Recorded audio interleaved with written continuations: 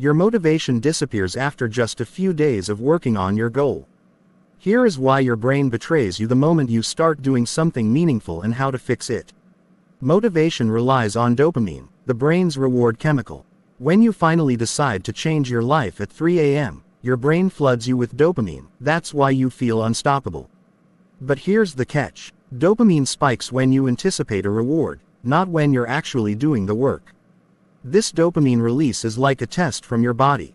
It gives you the motivation to do something, only to see if doing it rewards you afterwards. But real goals require real effort and work without immediate rewards, so your goals fail to test. Dopamine crashes. You feel frustration, which signals your brain, there is nothing to get. Reduce effort. To keep motivation alive, you need to break big goals into micro goals that trigger frequent dopamine hits. Celebrate tiny wins immediately, no matter how small. Use implementation intentions, clear if-then plans like, if I feel stuck, I'll do just 2 minutes of work. This primes your brain's reward circuits and makes progress feel achievable and rewarding. You're not bad at taking compliments, you're just addicted to self-rejection because it feels safer to hate yourself first than let anyone else do it. So when someone says something kind, your brain panics and you feel uncomfortable.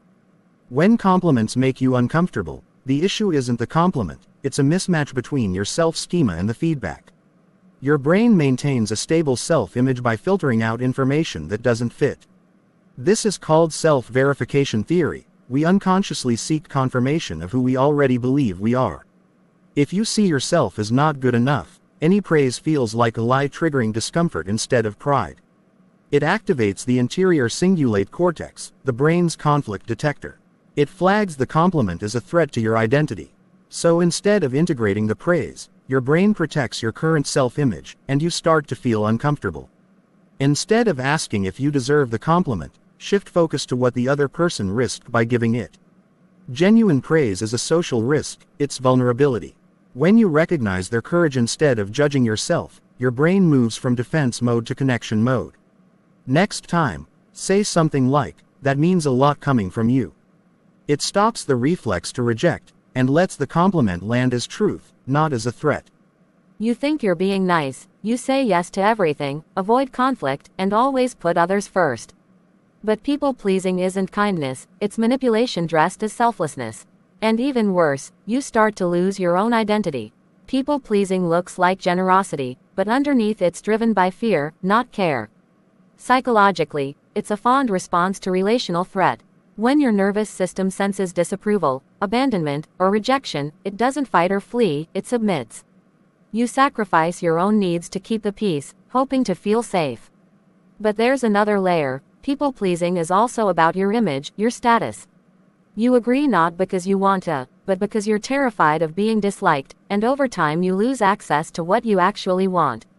To undo this, the most important step is to pause. Every time someone asks something of you, or shares their opinion, take 5 seconds to ask yourself, what do I actually think? And what does this person want me to say? Normally, you default to the second. But with that pause, you create space to choose. To act in alignment with what you want. Then do it, and observe what happens. Usually, nothing. But neurologically, everything. You're retraining your brain to separate rejection from danger, and with every small act of honesty, you rebuild your sense of self.